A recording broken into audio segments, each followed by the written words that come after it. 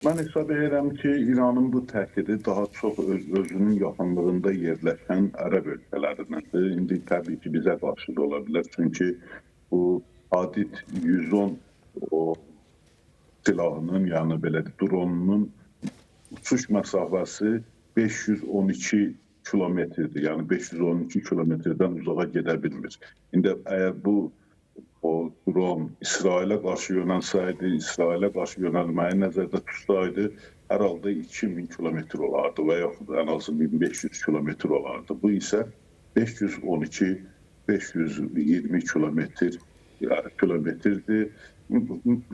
Reaktiv mühərriklidir, o gizli yönümlü, o intiharçı, pilotsuz uçuş aparatıdır. O deməkdir ki, o ancaq elə hücum edib bir dəfəlik, yəni bir dəfə istifadə eləmək üçündür.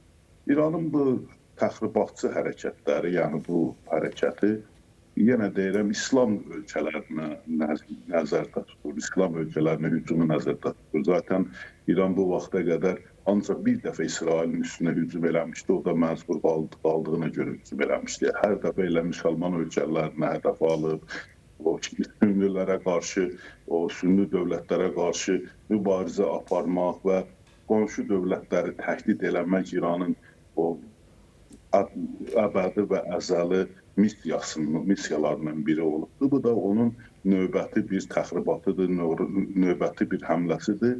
Dediyim kimi, bu həmlənin hədəfi müsəlman ölkələridir. Müsəlman ölkələrini qorxu altında saxlamaq və öz məqsədlərinə nail olmaqdır.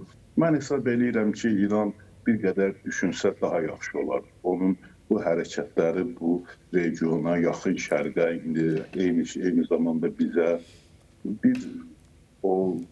bizimlə münasibətlərə bir xoş, bir əhval-ruhiyyə gətirmir. Ondan heç bir şey də qazana bilməz. Onsuz da həmən Amerikaya, həmən İsrailə, müsəlman dövlətlərini bir-birinə üstünə tükürmək lazımdır ki, İranın da bu yanlış hərəkətləri onları öz məqsədlərinə addım-ba-addım yaxınlaşdırır. Mən hesab edirəm ki, İran artıq bu haqda dərindən düşünməli, bu cür təxribatçı hərəkətlərdən əl çəkməlidir.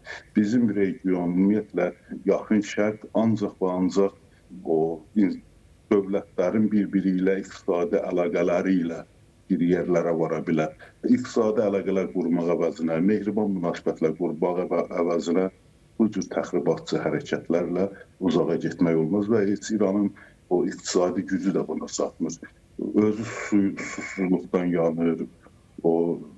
Bilirsiniz ki, İranın indiki prezidenti seçilərkən bir məşhur çıxışında demişdi ki, 100 milyard dollarlıq bizim o pula ehtiyacımız var, onun 150 milyard, onun 50 milyardını özümüz təşkil edə bilərik.